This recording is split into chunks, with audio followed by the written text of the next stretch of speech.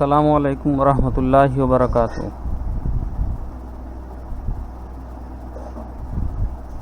बिस्मिल्लाहिर्रहमानिर्रहीम।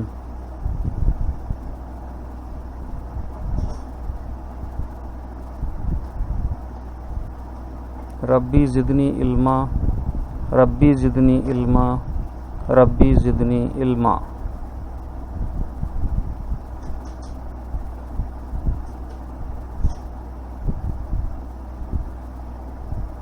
इलेक्ट्रोस्टैटिक्स बर्क़ सुकूनियात, ये चैप्टर को कंटिन्यू करेंगे और नेक्स्ट लेक्चर इसका आज हम देखेंगे।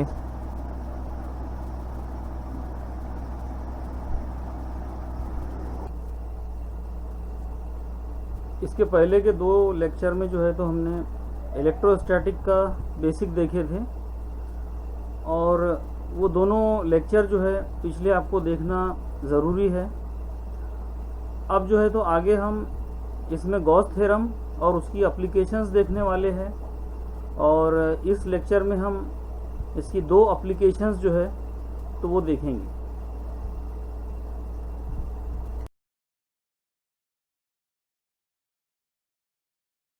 ठीक है, तो आज हम देखेंगे गॉस का मसला, गॉसेस थ्योरम। और गॉसेस थ्योरम के अंदर जो है तो हमको इसको डिटेल में डिराइव नहीं करना है, सिर्फ गॉस थ्योरम क्या है वो हमको देखना है और फिर उसकी जो एप्लीकेशंस है उसको हम समझने की कोशिश करेंगे। तो यहाँ पर गॉस थ्योरम क्या है वो हम इसको समझ लेते। पहले फर्ज करेंगे हम कि एक कोई पॉजिटिव चार्ज हमने यहाँ पर लिए और उसके अतराफ में जो है तो एक सरफेस हमने बनाए। फर्ज करेंगे कि ये प्लस क्यू बर की बार है। अब इस प्लस क्यू बर की बार की वजह से तमाम जानिब जो है तो कुव्वत की नलियाँ हासिल होंगी।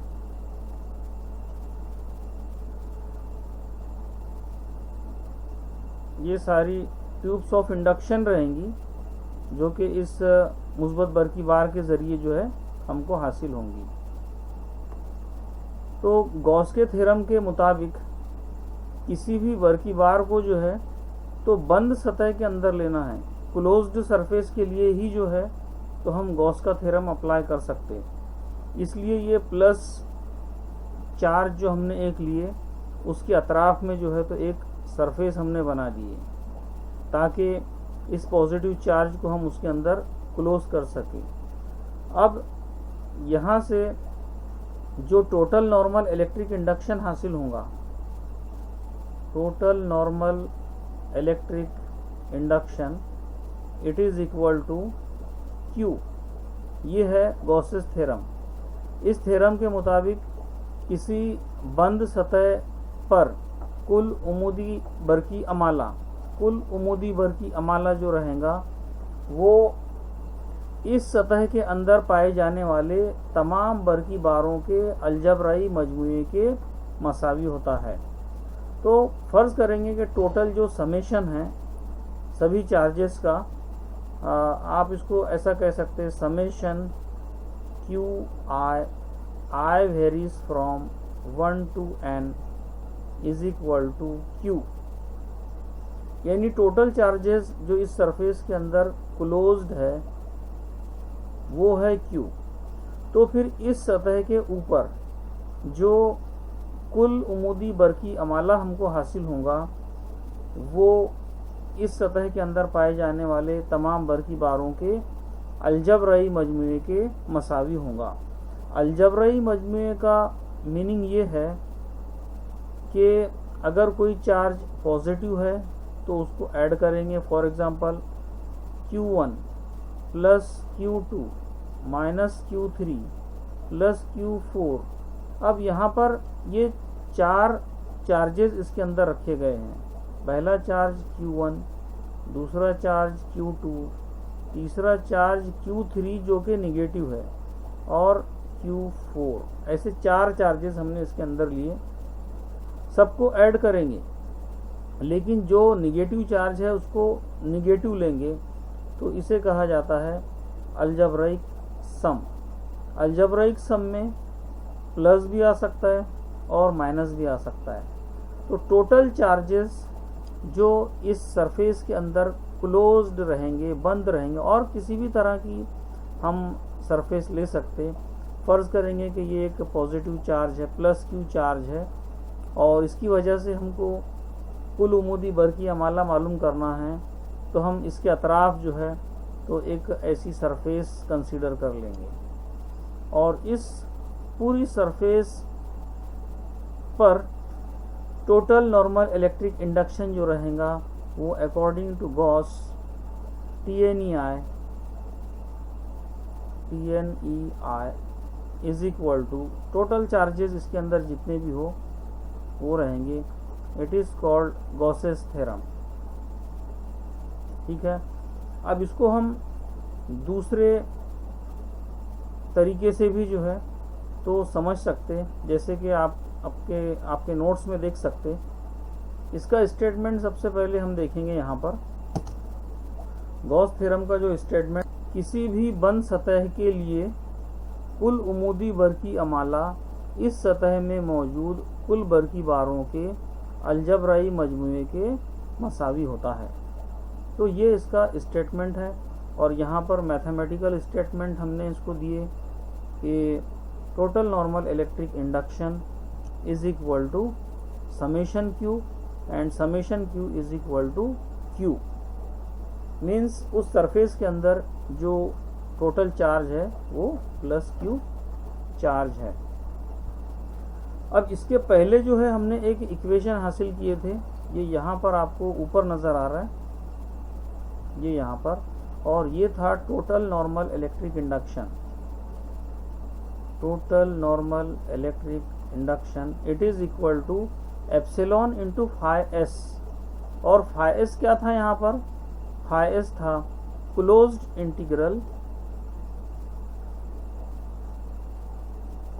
Integral over vector E dot vector D S. तो यहाँ पर जो ये पूरा इंटीग्रेशन है, इस इंटीग्रेशन को हमने फाई एस लिए थे। ठीक है, तो आप यहाँ पर समझ सकते कि गॉस के थ्योरम के मुताबिक, अभी जो गॉस का थ्योरम हमने यहाँ पर देखे, इसके मुताबिक जो है total normal electric induction is equal to Q. ठीक है, लेकिन इसके पहले का जो कॉन्सेप्ट हमने हासिल किए थे TNEI का, उसके मुताबिक TNEI मीन्स, उसके मुताबिक TNEI जो है तो वो होगा एप्सिलॉन इंटू फाई एस। अब दोनों को कंपेयर करेंगे यहाँ पर। यहाँ पर दोनों को हमने कंपेयर किए। TNEI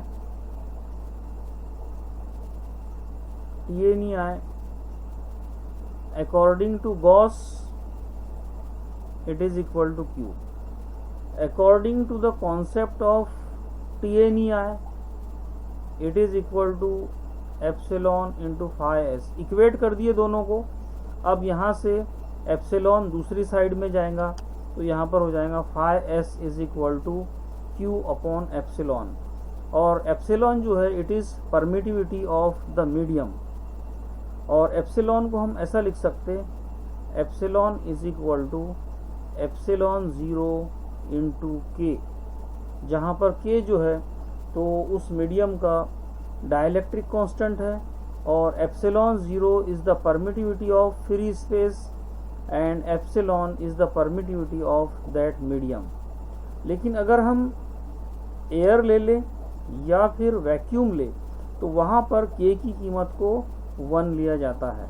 ठीक है, अब यहाँ पर phi S is equal to Q upon epsilon हमारे पास आ गया। It is equal to Q upon epsilon zero into K, और के को 1 लेना है फॉर वैक्यूम। तो अब ये इक्वेशन जो हमारे पास आ जाएंगी वो इक्वेशन है हमारे पास phi S is equal to Q upon epsilon zero. तो ये क्या है, अब phi S is equal to Q upon epsilon zero, ये हमारे पास Gauss theorem in different form, दूसरे फॉर्म में गॉस थ्योरम हमारे पास आ गया। अब आपको इसी को याद रखना है और पूरे चैप्टर में जो है तो हम यही फॉर्म उसका जनरली यूज़ करेंगे। पहला फॉर्म उसका क्या है, पहला फॉर्म इसका यही है, very simple, total normal electric induction is equal to summation Q और क्यू, ये उसका पहला फॉर्म और ये उसका दूसरा फॉर्म है, लेकिन जनरली हमें इसी को देखना है इस चैप्टर के अंदर। ठीक है, ये याद रखिए आप, phi S is equal to Q upon epsilon zero. अब आगे हम देखेंगे नेक्स्ट, तो इस नेक्स्ट फॉर्म के ज़रिए हम गॉसेस थ्योरम को कैसे एक्सप्लेन कर सकते हैं। यहाँ पर हम इसको एक्सप्लेन, इसका स्टेटमेंट दे सकते कि दी गई सतह का कुल उमूदी नुफूज, बरकी नुफूज, ये इस सतह के अंदर पाए जाने वाले बरकी बार यानी क्यू का 1 अपॉन एप्सिलॉन गुना होता है। ठीक है, phi S is equal to 1 upon epsilon times Q, यानी 1 अपॉन एप्सिलॉन ज़ीरो को हम मल्टीप्लाई कर रहे हैं यहाँ क्यू से। ठीक है, ये यहाँ पर स्टेटमेंट जो है तो अब आप इसका देख सकते हैं, गॉस थ्योरम का स्टेटमेंट हमारे पास आ गया। लिहाजा गॉस के मसले को इस तरह भी बयान किया जा सकता है,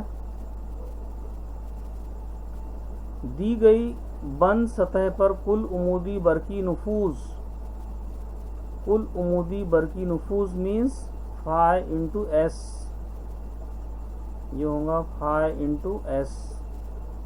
दी गई कुल बंद सतह पर उमूदी बरकी नुफूज, इस सतह के अंदर कुल बरकी बारों के अलजबरई मजमुए के 1 अपॉन एप्सिलॉन ज़ीरो गुना होता है। It is equal to 1 upon epsilon zero times Q. ठीक है, इट इज गॉसेस थ्योरम। और अब हम देखेंगे इसके एप्लीकेशंस। तो सबसे पहली एप्लीकेशन जो हम देखने वाले हैं वो है एक कुर्रे के लिए। ठीक है, अब एक कुर्रे के लिए क्वेश्चन ऐसा है कि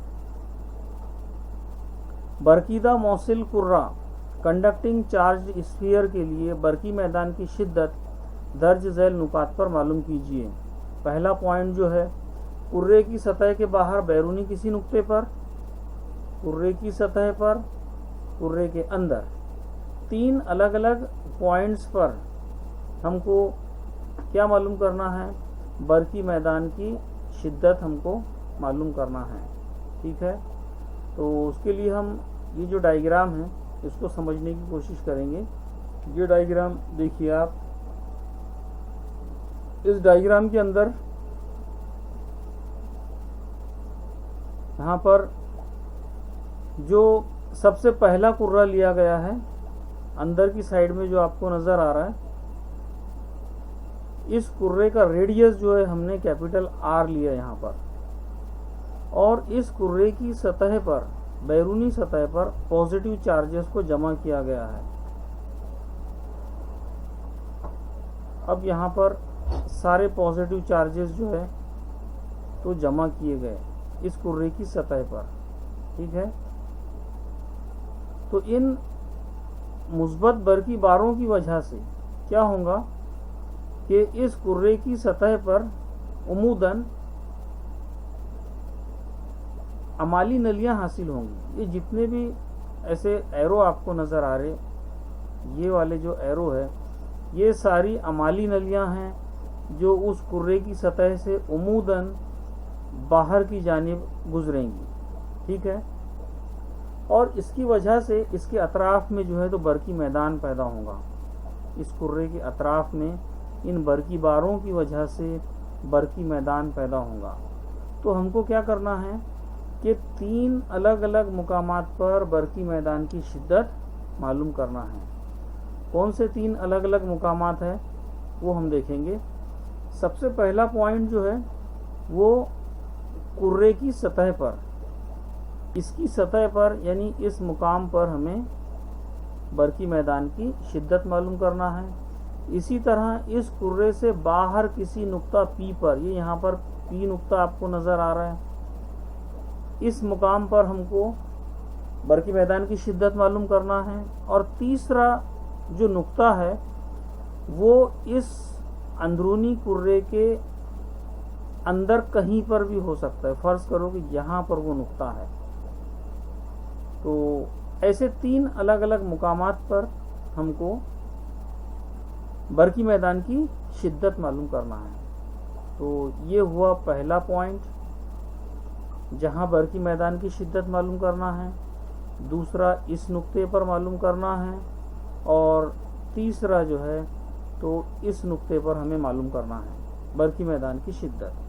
पहला कुर्रा जो आपको नज़र आ रहा है ये हकीकत में इसका वजूद है, इस कुर्रे का ये एक धाती कुर्रा है जिसके ऊपर मुस्बत बरकी बारों को जमा किया गया है। और इसके अतराफ में जो डॉटेड लाइन में आपको कुर्रा नज़र आ रहा है जो कि पहले कुर्रे के मरकज़ पर है, मीन्स कॉन्सेंट्रिक है। दोनों स्फीयर यहाँ पर कॉन्सेंट्रिक हो गए, यानी हैविंग सेम सेंटर, लेकिन रेडियस दोनों के अलग अलग है। जो बाहर का कुर्रा आपको नज़र आ रहा है, इस कुर्रे को गॉसियन सरफेस कहा जाता है। ये यहाँ पर लिखा गया है गॉसियन सरफेस, यानी ये गॉस की सतह है जो कि फर्जी सतह है। एक्चुअल में वैसा कोई कुर्रा वहाँ पर नहीं है, लेकिन जो अंदरूनी कुर्रा है वो हकीकी कुर्रा है। ठीक है, तो आगे का एक्सप्रेशन हम देखेंगे इसका।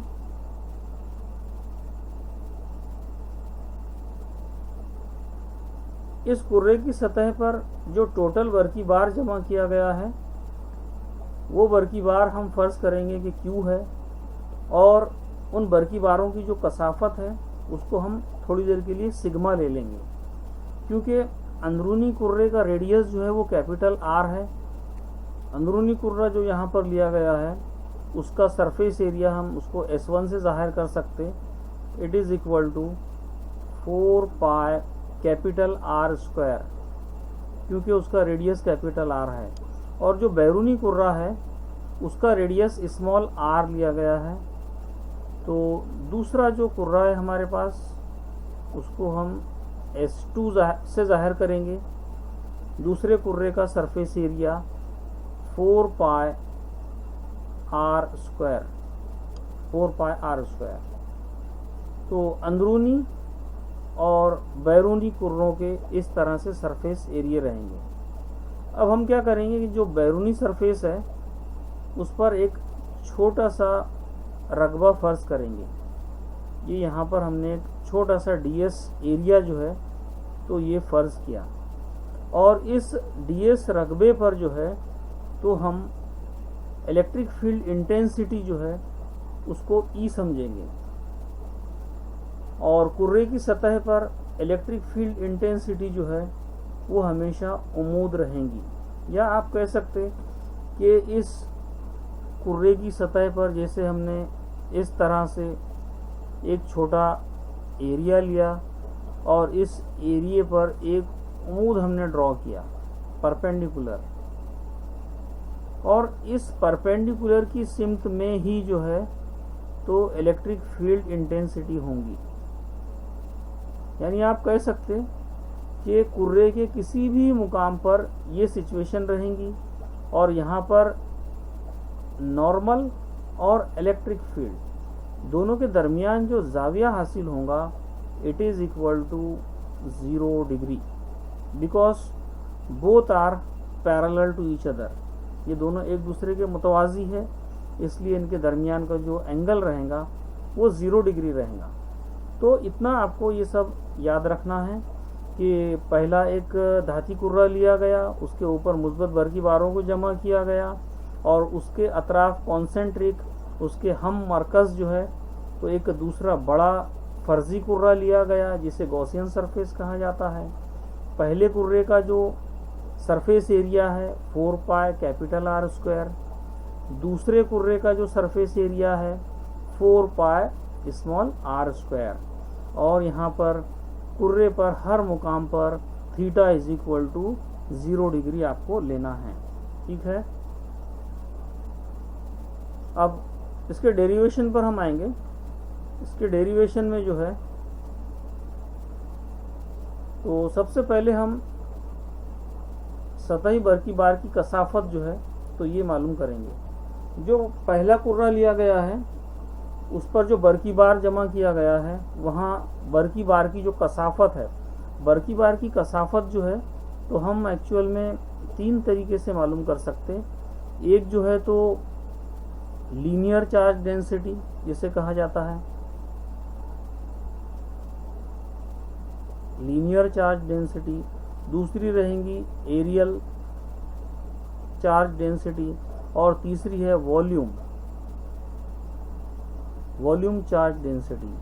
यहाँ पर जो खती बरकी बार की कसाफत है ये बरकी बार फी इकाई लंबाई इस तरह इसको लिया जाता है, और एरियल चार्ज डेंसिटी जो है इसको बरकी बार फी इकाई रकबा इस तरह से लिया जाता है, और जो वॉल्यूम चार्ज डेंसिटी है इसको बरकी बार फी इकाई हजम पर यूनिट वॉल्यूम इस तरह से लिया जाता है।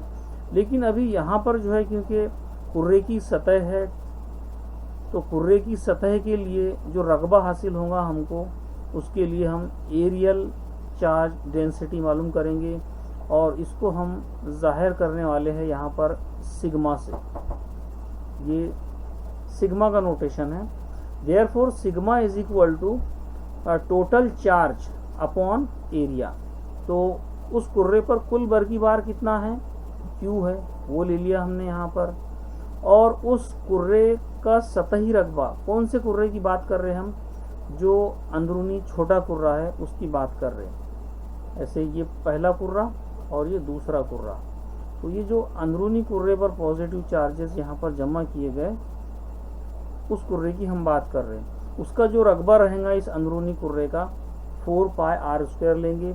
इस तरह से ये 4 पाई आर स्क्वायर जो है ये दूसरी साइड में जाएगा इस जानिब, तो हमारे पास ये इक्वेशन 1 हासिल होगी। इधर की साइड में सिर्फ Q रहेगा, sigma 4 pi R into R square, ये पूरा टर्म दूसरी साइड में गया। ठीक है, अब यहाँ पर इक्वेशन 1 में हमने क्या हासिल किया, यहाँ पर जो पॉजिटिव चार्जेस हमने जमा किए, ये पॉजिटिव चार्जेस की कीमत हमने in terms of areal charge density, in terms of sigma जो है तो हासिल किया। Now come to the Gauss's theorem. Gauss का थ्योरम क्या है? Just now we have seen what is Gauss theorem. According to Gauss theorem phi is equal to Q upon epsilon, we just have seen it. अब यहाँ पर epsilon can be written as epsilon 0 into K C. Q is equal to Q upon epsilon 0 into के।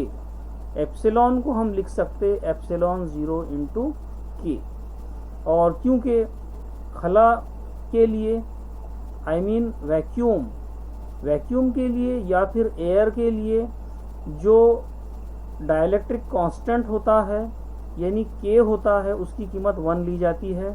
तो यहाँ पर K की value जो है तो हम 1 रख देंगे। ठीक है, जो यहाँ पर K नज़र आ रहा है आपको, इसकी कीमत हम 1 ले लेंगे। तो नेक्स्ट इक्वेशन हमको ये हासिल होंगी, phi is equal to Q upon epsilon 0। अब ये फाई क्या है? It is electric flux, it is electric flux on the given surface. जो अंदरूनी कुर्रा है उस पर इलेक्ट्रिक फ्लक्स हमने गॉसेस थ्योरम के जरिए मालूम किए कि वो कितना होगा। ठीक है, अब हमको दूसरे तरीके से मालूम करना है। यही फ्लक्स की कीमत हमको दूसरे मेथड से मालूम करना है, जो कि फॉर्मूला और जो कॉन्सेप्ट हमारे पास ऑलरेडी है। तो वो कॉन्सेप्ट क्या है? उस कॉन्सेप्ट के मुताबिक जो इलेक्ट्रिक फ्लक्स होता है वो E इंटू ds के बराबर होता है। Electric flux phi is equal to vector E dot vector ds। ये कॉन्सेप्ट हम पिछले लेक्चर में देख चुके। अगर आप भूल गए हो तो पिछले लेक्चर को आप फिर से देख ले या पिछले नोट्स को देख ले, तो आपको वहाँ पर ऐसा देखने को मिलेगा phi s is equal to E dot ds। ठीक है, अब यहाँ पर हम जो s को है तो s को थोड़ी देर के लिए हटा देते। ठीक है, phi is equal to E dot ds, और यहाँ पर हाई की बजाय क्योंकि छोटा रकबा यहाँ पर हमने कंसिडर किया, इसलिए छोटे रकबे के लिए यहाँ पर d लगा देंगे। छोटा रकबा है तो ds लिए, और उसका जो बरकी नुफूज इलेक्ट्रिक फ्लक्स रहेगा वो भी छोटा रहेगा, इसलिए वहाँ पर भी हमने d लगा दिए। d is meant for diminished,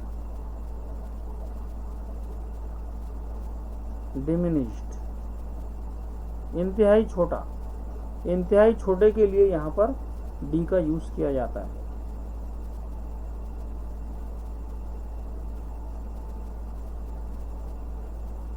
formula हमारे पास कुछ इस तरह से रहेगा।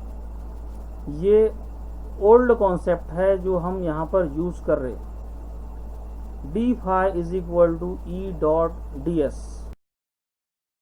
तो यहाँ पर बरकी नुफूस का जो हमने कॉन्सेप्ट देखे थे, तो इस कॉन्सेप्ट के मुताबिक यहाँ पर आप देख सकते phi S is equal to closed integral E dot D S. तो ये वाला जो कॉन्सेप्ट है, ये कॉन्सेप्ट हमको अभी यहाँ पर यूज करना है। D phi is equal to E dot D S.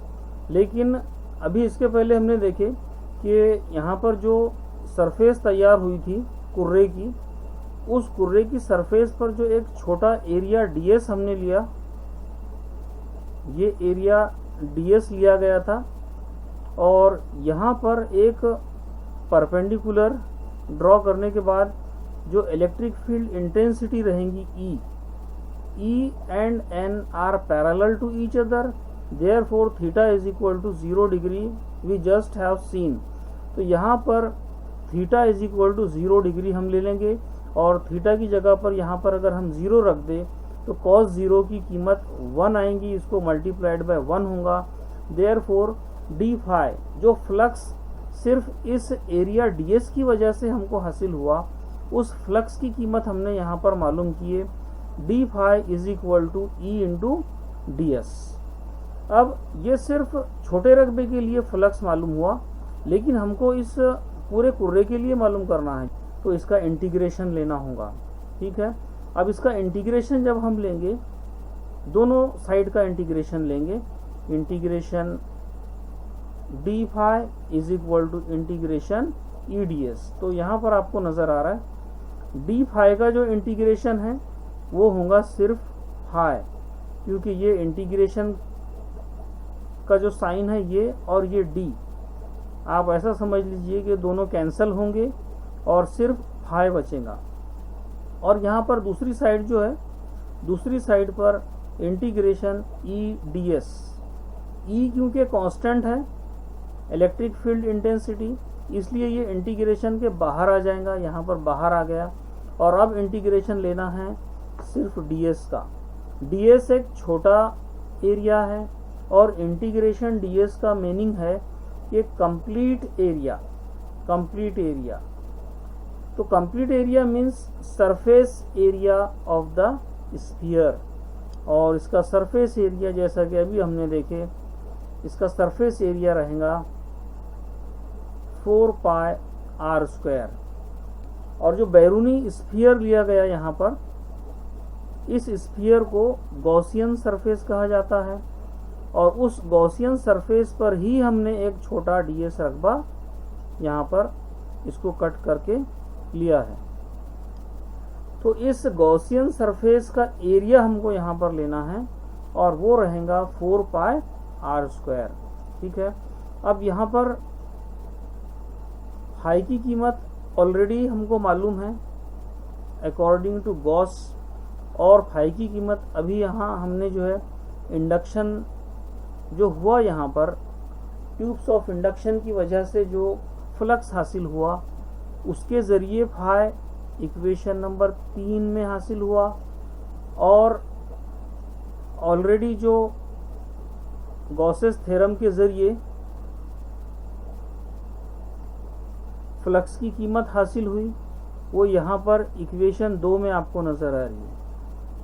यानी दो तरीक़ों से हमने फ्लक्स मालूम किया।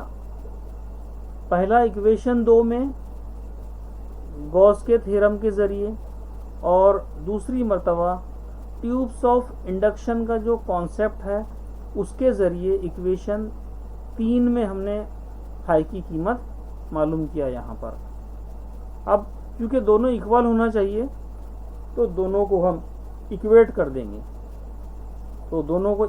देंगे, तो Q upon epsilon 0 equation number 2 is equal to equation number 3 E4 pi R square. दोनों को इक्वल कर दिए। अब इक्वल करने के बाद क्या करेंगे, क्योंकि हमको इलेक्ट्रिक फील्ड इंटेंसिटी मालूम करना है तो E को एक साइड में रखेंगे और बाकी सब मीन्स 4 पाई आर स्क्वायर ये जाएगा दूसरी साइड में नसब नुमा में। तो अभी दूसरे पेज पर हम इसको देख सकते हैं।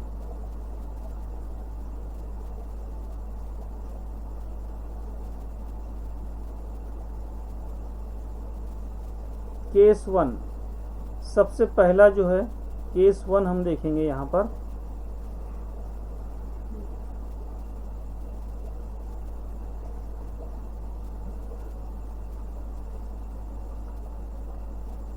केस 1 में हमको क्या मालूम करना है, ये यहाँ पर अंदरूनी कुर्रा और ये बैरूनी कुर्रा, ठीक है। केस 1 में हमको इस मुकाम पर बरकी मैदान की शिद्दत मालूम करना है, ये पहली पोजीशन है।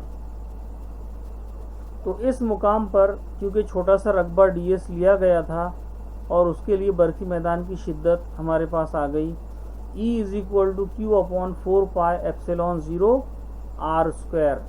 तो यहाँ पर ये है बरकी मैदान की शिद्दत जो कि इस पहले पॉइंट पर होंगी। अब दूसरा हमको बरकी मैदान की शिद्दत कहाँ मालूम करना है, दूसरा बरकी मैदान की शिद्दत हमको अंदरूनी कुर्रे की सतह पर यानी इस मुकाम पर, ये दूसरा पॉइंट है हमारा जहां इलेक्ट्रिक फील्ड इंटेंसिटी हमको मालूम करना है। तो क्या होगा कि क्योंकि जो सेकंड स्फीयर है उसका रेडियस स्मॉल r है और जो पहला स्फीयर है उसका रेडियस कैपिटल R है, तो जब ये रेडियस छोटा होते होते यहाँ तक पहुँच जाएगा इस सतह पर, तब इस सतह पर हमको इलेक्ट्रिक फील्ड इंटेंसिटी मालूम होगी। यानी हमको स्मॉल r जो है वो कैपिटल R के मसावी लेना है। तो small r is equal to capital R हम रख देंगे इस इक्वेशन के अंदर।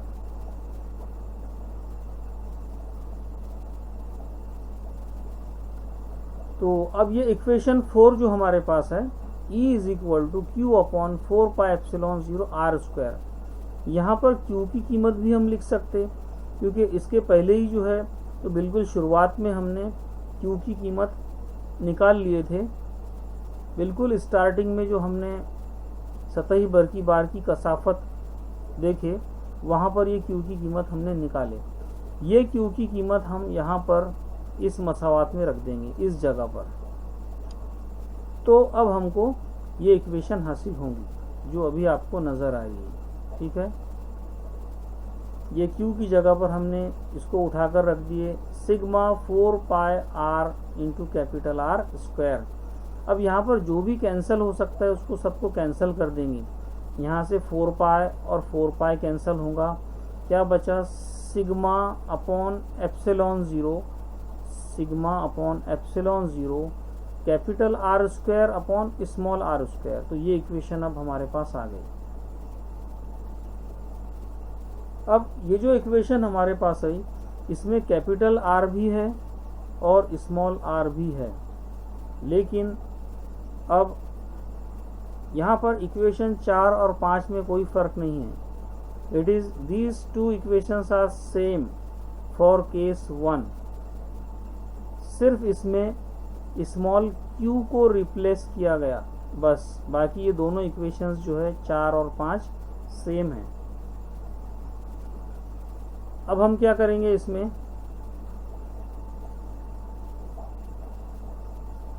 केस 2 में हमको क्या करना है कि कैपिटल R इज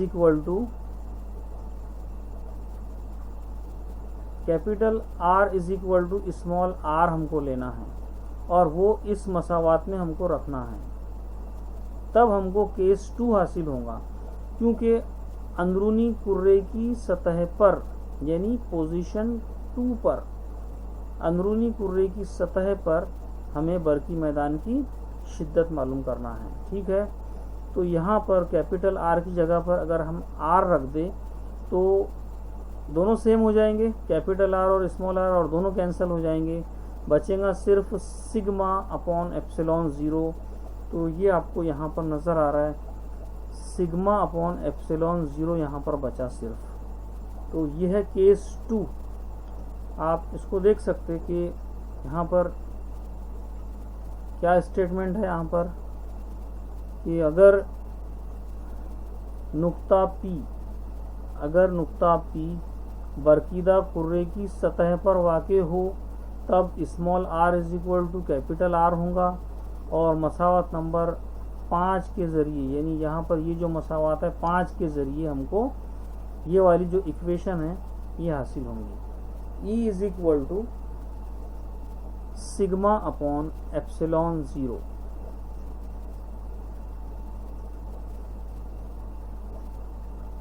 अब केस 3 क्या है? केस 3 में ये जो अंदरूनी कुर्रा आपको नजर आ रहा है, इस अंदरूनी कुर्रे के अंदर कहीं पर भी हम एक नुक्ता ले सकते हैं। फर्ज करेंगे कि यहाँ पर ये एक पॉइंट है, ये तीसरी पोजीशन है हमारी, जहाँ हमको इलेक्ट्रिक फील्ड इंटेंसिटी मालूम करना है।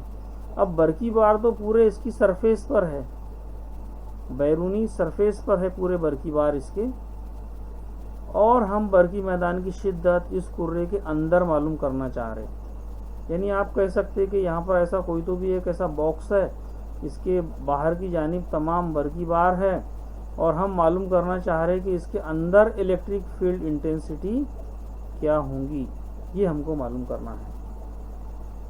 तो बरकी मैदान की शिद्दत किसी भी मौसिल के अंदर जो है तो वो हमेशा 0 होती है, क्योंकि यहाँ पर किसी भी किस्म के बरकी बार नहीं है इस सरफेस के अंदर। यानी ये जो पहला कुर्रा है हमारा, ये जो पहला कुर्रा आपको नज़र आ रहा है, इसके अंदर की साइड में कोई भी बरकी बार नहीं है, यानी सिग्मा इज इक्वल टू 0। बरकी मैदान की जो कसाफत है, सॉरी, बरकी बारों की जो कसाफत है वो 0 है।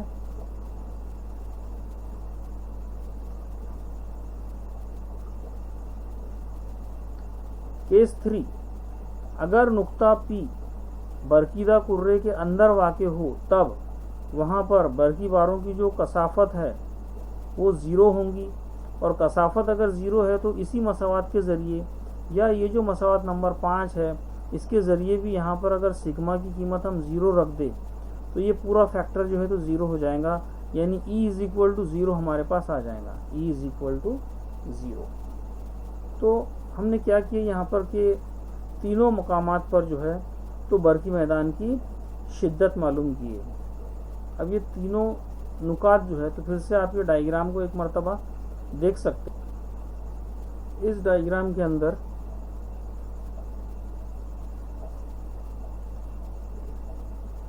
तीन मुकामात, यहाँ पर इलेक्ट्रिक फील्ड इंटेंसिटी मालूम की गई, उसके बाद इस मुकाम पर इलेक्ट्रिक फील्ड इंटेंसिटी मालूम की गई on the surface of the sphere, और फिर इस कुर्रे के अंदर किसी जगह पर बरकी मैदान की शिद्दत 3 अलग अलग मुकामात पर मालूम की गई। इसके बाद जो है तो हम नेक्स्ट एप्लीकेशन इसकी देखेंगे।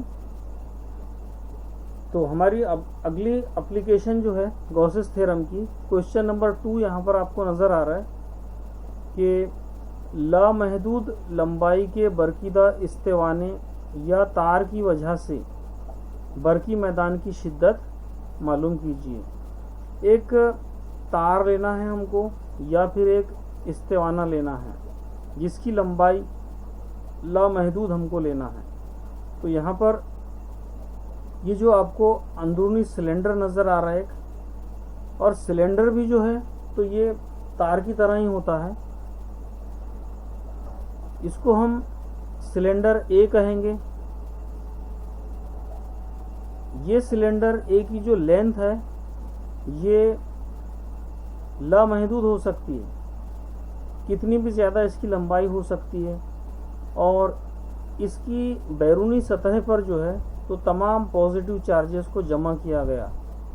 ये जो है तो ओरिजिनल सिलेंडर है, एक्चुअल सिलेंडर हम जिसको कहेंगे। इसके अतराफ जो है तो एक दूसरा सिलेंडर हमने कंसीडर किए। ये जो डॉटेड लाइन में आपको नज़र आ रहा है, दूसरा सिलेंडर उसके कोएक्सियल लिया गया है, यानी दोनों का जो महवर है, ये जो महवर है दोनों का सेम है, एक ही महवर है, लेकिन जो बाहर वाला जो सिलेंडर है उसकी लेंथ स्मॉल एल यानी फिक्स्ड लंबाई उसकी ली गई है।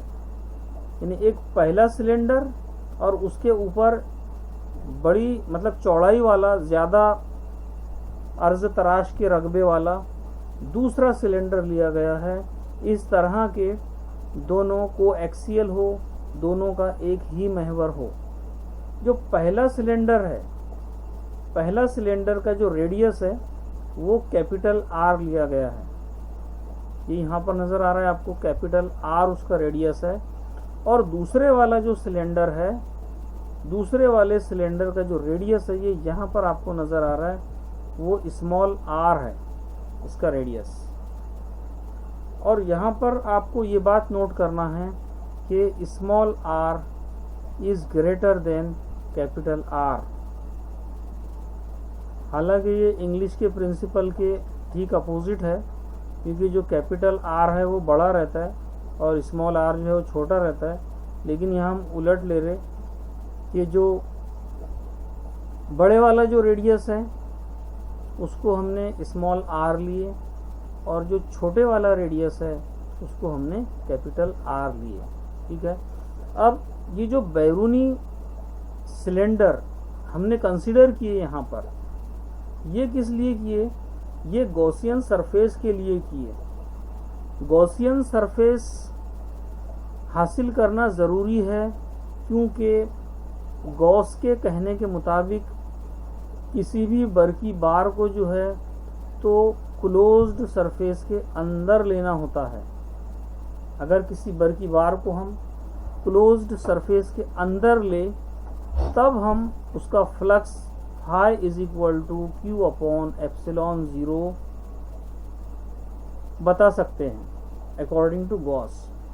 अब यहाँ पर जो पहला सिलेंडर था उसकी तो बैरूनी सरफेस पर हमने चार्जेस को जमा किए थे, फिर ये चार्जेस तो खुले हो गए, ओपन। तो क्या करना होगा, इनको ढाकने के लिए हम दूसरा सिलेंडर हमने उसके ऊपर कंसीडर किया, ताकि हम गॉस के थ्योरम को यहाँ पर अप्लाई कर सके। क्योंकि चार्जेस अगर ओपन रहेंगे, क्लोज्ड सरफेस के अंदर नहीं रहेंगे, तो we will not be able to apply the Gauss's theorem. Gauss's theorem हम वहाँ पर अप्लाई नहीं कर सकेंगे। इसलिए हमने ये सेकंड सिलेंडर को यहाँ पर कंसीडर किया, which is known as Gaussian surface.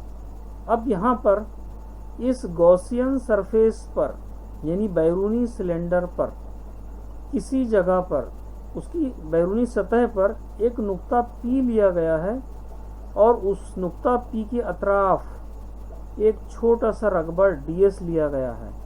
यानी ये इस तरह से फर्ज करेंगे कि ये बैरूनी जो गॉसियन सरफेस है उसकी ये सतह है, ठीक है, और वहाँ पर एक नुक्ता लिया गया है P और उसके अतराफ में एक छोटा सा रकबा फर्ज किया गया है, और ये रकबा हम फर्ज करेंगे थोड़ी देर के लिए कि ये रकबा है DS, जो आपको यहाँ पर नज़र आ रहा है, ठीक है, ये DS रकबा है।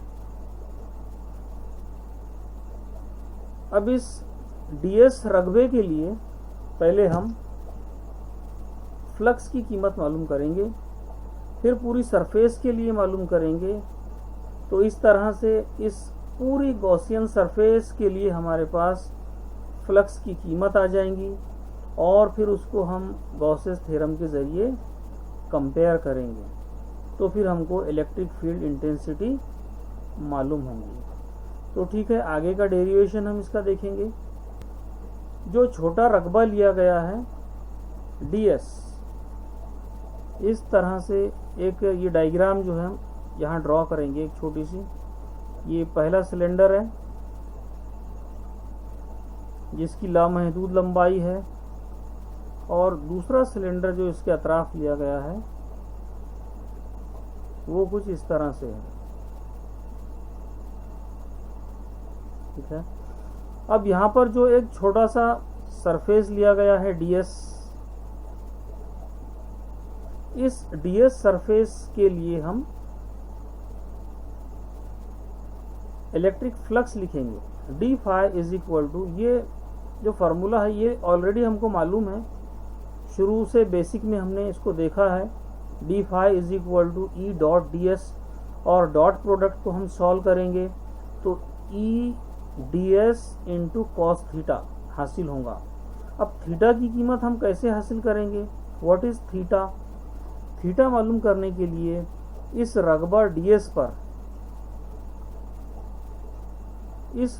DS पर हम एक उमूद खींचेंगे हमारी जानिब से।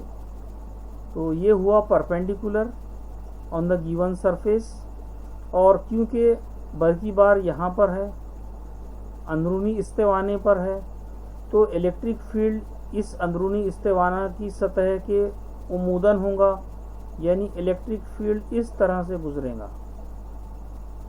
ये होंगी इलेक्ट्रिक फील्ड की डायरेक्शन। अब आप देख रहे हैं यहाँ पर कि normal drawn on the surface and the direction of electric field both are parallel to each other. जब ये दोनों पैरेलल है तो what about the angle between them? Therefore theta is equal to 0 degree. तो अब यहाँ पर थीटा की जगह पर हमने 0 रख दिया, तो cos 0 कितना होता है? cos 0 is equal to 1। cos 0 degree is equal to होगा 1। तो यहाँ पर 1 अगर रख दिया जाए तो d phi is equal to e DS कितना हमको हासिल होगा। तो ये जो फ्लक्स हासिल हुआ it is only for area DS, सिर्फ ये DS के लिए है। लेकिन अब हमें इस पूरी कुर्रे की मुड़ी हुई जो सरफेस है, कर्व्ड सरफेस हम जिसको कहेंगे, ये पूरी जो कर्व्ड सरफेस है बैरूनी इस्तेवाना जो है सिलेंडर, उस सिलेंडर की पूरी सतह के लिए हमको बरकी नफूज मालूम करना है। तो उसका इंटीग्रेशन लेंगे जैसे हमने पिछले एप्लीकेशन में किया। तो यहाँ पर दोनों साइड का इंटीग्रेशन जब ले लेंगे, integration D phi is equal to integration e DS, और ये दोनों भी क्लोज्ड इंटीग्रेशन रहेंगे। ये यहाँ पर जैसे कि आपको नज़र आ रहा है closed integration, because the surface is closed, और गॉसेस थ्योरम के अंदर हमेशा बंद सतह ली जाती है, इसलिए क्लोज्ड इंटीग्रल हमको लेना है। तो यहाँ पर दोनों जानिब का इंटीग्रेशन लिया गया, क्योंकि ई कांस्टेंट है इसलिए ये इंटीग्रेशन के बाहर जाएगा और अंदर बचेगा सिर्फ DS। इंटीग्रेशन DS मीन्स ये छोटा सा रकबा DS, और integration DS means total curved मुड़ी हुई सतह का रकबा। ये जो इस्तेवाना है बैरूनी इस्तेवाने की मुड़ी हुई सतह का रकबा, और वो रकबे का फार्मूला है ट्वाइस पाई आर एल। तो ये 10वीं क्लास में भी आपने ये कॉन्सेप्ट देखा होगा कि जो इस्तेवाना होता है, इस्तेवाने की कर्व्ड जो सरफेस होती है, यानी मुड़ी हुई सरफेस, उसका जो एरिया होता है वो होता है 2 पाई आर इंटू एल। ये याद रखना है आपको, मुड़ी हुई सतह का रकबा। तो वो इस इंटीग्रेशन ds की जगह पर अगर हम यहाँ पर रख दें तो ये इक्वेशन नंबर 2 हमको हासिल होंगी। अब यहाँ पर इक्वेशन नंबर 2 में हमने क्या किया, इक्वेशन नंबर 2 में हमने ये मालूम किया कि इस मुड़ी हुई सतह की वजह से टोटल फ्लक्स कितना हासिल होगा, वो होगा E 2 पाई आर एल। अब इसको हम कंपेयर करेंगे गॉस थ्योरम के जरिए, जो फ्लक्स आता है उससे कंपेयर करेंगे। ये है गॉसेस थ्योरम, ये जिसको मैंने सर्कल किया, इट इज गॉसेस थ्योरम, और उसको हमने कंपेयर किए इक्वेशन 2 से, दोनों को इक्वेट कर दिए तो क्या होगा, ये मसावात हमको हासिल हो गई। अब यहाँ पर हम सिर्फ E को एक साइड में रखेंगे और बाकी पूरा टर्म दूसरी साइड में जाएगा, तो क्या होगा, E is equal to Q upon, यहाँ पर नसब नुमा में एप्सिलॉन पहले से है तो वो एप्सिलॉन रहेगा, एप्सिलॉन 0, और ये जो ब्रैकेट है ये पूरा दूसरी साइड में जाएगा नसब नुमा में, तो ये होगा ट्वाइस पाई आर एल, इस तरह से होगा। अब जो पहले नंबर का जो इस्तेवाना दिया गया है वो या तो तार की तरह हो सकता है या तो वो इस्तेवाने की तरह हो सकता है। तो जब हम इसको तार की तरह लेंगे, इसको तार की तरह जब हम लेंगे तो इस पर जो बर की बारों को जमा किया जाएगा, वहाँ पर बर की बार की खती कसाफत हमको लेना होगा। तो बर की बार की खती कसाफत लैम्डा इज इक्वल टू बर की बार फी इकाई लंबाई, क्योंकि यहाँ पर जो दूसरा इस्तेवाना फर्ज किया गया है, इस इस्तेवाने की लंबाई जो है वो स्मॉल एल ली गई है, और इस एल लंबाई की वजह से, इस एल लंबाई की वजह से कितने बर की बार यहाँ पर कवर हुए, कितने बर की बार यहाँ पर अंदर कवर हुए, जितने बर की बारों को ये कवर करेगा सिर्फ उन्हीं की वजह से फ्लक्स हासिल होगा।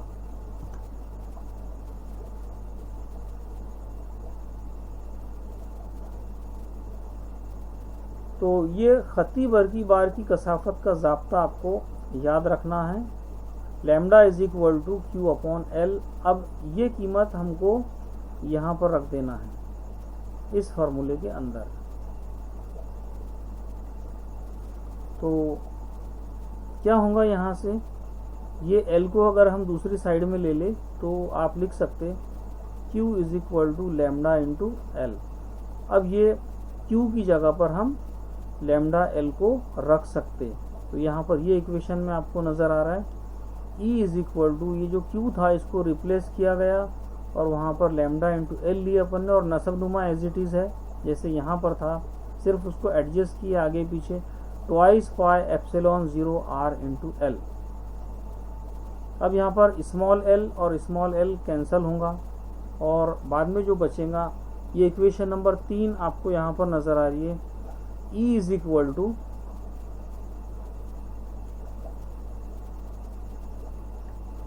इक्वेशन 3 क्या है, lambda upon 2 pi epsilon 0 into r. ये इलेक्ट्रिक फील्ड इंटेंसिटी होंगी किसी लामहदूद लंबाई के बरकीदा इस्तेवाने के बाहर बरकी मैदान की शिद्दत, इस ज़ाब्ते के ज़रिए जो है तो हम मालूम कर सकते हैं। और यहाँ पर जो स्टेटमेंट दिया गया है ये आप देखिए कि अगर लैम्डा की सिमत मुस्बत हो तो बरकी मैदान बाहर की जानिब होता है। इसी तरह अगर लैम्डा मनफी हो तो बरकी मैदान की सिमत अंदर की जानिब होती है। यानी लैम्डा की सिमत पर जो है तो बरकी मैदान की शिद्दत डिपेंड होगी। अब यहाँ पर एक और चीज़ हमको देखना है कि यहाँ पर जो इलेक्ट्रिक फील्ड इंटेंसिटी हमने मालूम किए उसके लिए सिर्फ हमने इस बैरूनी कुर्रे की मुड़ी हुई सरफेस को ही सिर्फ फर्ज किए, सिर्फ यहाँ पर मुड़ी हुई सरफेस को लिया गया है, जबकि यहाँ पर दो तरह की सरफेसेस पाई जाएंगी। अगर हम इसकी डायग्राम को देखें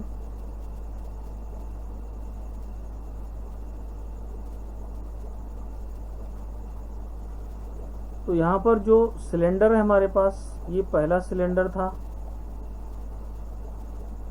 और जो दूसरा सिलेंडर था हमारे पास वो ये था, जिसे हम गॉसियन सरफेस जिसको नाम दिए। अब जो गॉसियन सरफेस है इसकी भी तीन सतह होती है, एक ऊपरी सतह, एक निचली सतह जो कि दायरवी होंगी ये दोनों, और एक तीसरी सतह ये होंगी जो कि मुड़ी हुई सरफेस रहेंगी। जैसे एक गोल डब्बा अगर आप ले ले या पेन को अगर आप फर्ज कर ले तो पेन की ऊपर की साइड जो रहेंगी दायरवी रहेंगी, वो एक सतह है। निचली सतह जो है वो भी दायरा नुमा रहेंगी और तीसरी सतह जो इस तरह से मुड़ी हुई रहेंगी जिसे कर्व्ड सरफेस कहा जाता है। तो सिर्फ ये कर्व्ड सरफेस को ही हमने यहाँ पर लिया है इंटीग्रेशन के अंदर, और पहली और दूसरी जो सरफेस है उसको हमने छोड़ दिया है। ऐसा क्यों किए? यहाँ पर बरकी बार इस तरह से है, पॉजिटिव चार्जेस है यहाँ पर अंदरूनी कुर्रे की सतह पर तमाम जानिब से। तो जब पहली जो इसकी सतह है जो कि दायरवी है, यहाँ अगर हम एक उमूद खींचना चाहे इस सतह पर तो वो उमूद इस तरह से होगा, ये हो गया perpendicular on the given surface. और अब इस सतह पर बरकी मैदान की शिद्दत कैसे होंगी? बरकी मैदान की शिद्दत इस सिमत में होंगी। ये है इलेक्ट्रिक फील्ड की डायरेक्शन। अब दोनों के दरमियान एंगल कितना हुआ जिसे हम थीटा कहेंगे? Theta is equal to 90 degree. Theta is equal to 90 degree हुआ। तो फिर कॉस थीटा कितना होगा? Cos 90 degree is equal to 0 होता है। कॉस 90 0 जब होगा तो यहाँ पर ये पूरा डी फाई 0 हो जाएगा इस ऊपरी सतह की वजह से। और सेम कंडीशन जो है तो इस निचली सतह पर होंगी। नीचे जो दूसरे नंबर की सरफेस है वहाँ पर एक उमूद हम ड्रॉ करेंगे, ये इस तरह से एक परपेंडिकुलर रहेगा और यहाँ पर बरकी मैदान की शिद्दत तो वही रहेंगी, तीनों जगह पर बरकी मैदान की शिद्दत इस सिमत में रहेंगी, यानी आउटवर्ड बाहर की जानिब, इधर की जानिब भी हो सकती है। इलेक्ट्रिक फील्ड इंटेंसिटी अब फिर से आप देख सकते हैं कि यहाँ पर दोनों के दरमियान एंगल कितना है? एंगल दोनों के दरमियान है theta is equal to 90 degree. Electric field and normal के दरमियान का जाविया फिर से cos 90 degree is equal to 0, फिर से यहाँ पर 0 होगा। तो अब आप कह सकते हैं कि जो ऊपरी सतह है उसकी वजह से भी फ्लक्स 0 होगा because cos 90 is equal to 0। जो निचली सतह है उसकी वजह से भी फ्लक्स ज़ीरो होगा, because cos 90 is equal to zero. सिर्फ जो मुड़ी हुई कर्व्ड सरफेस है, जो मुड़ी हुई कर्व्ड सरफेस रहेंगी उस बैरूनी सिलेंडर की, सिर्फ उसकी वजह से जो है तो फ्लक्स हासिल होगा। और इसीलिए हमने यहाँ पर जो रकबा कंसीडर किया है वो सिर्फ मुड़ी हुई सतह का रकबा लिया है। बाकी दोनों सरफेसेस की वजह से there will be no flux. तो इस बात को आपको नोट करना है। ये थी इसकी दूसरी एप्लीकेशन। बाकी इसके बाद की चीज़ें जो है हम अगले लेक्चर में इंशाल्लाह देखेंगे। आप जो है तो इसके नोट्स को, जो कि डिस्क्रिप्शन बॉक्स में दिए जाएंगे, उन नोट्स को जो है तो आप डाउनलोड करें लिंक के ज़रिए, और उसके बाद जो है तो उसको अपने नोटबुक में नोट करें। ठीक है, बाकी हम अगले लेक्चर में देखेंगे इंशाल्लाह।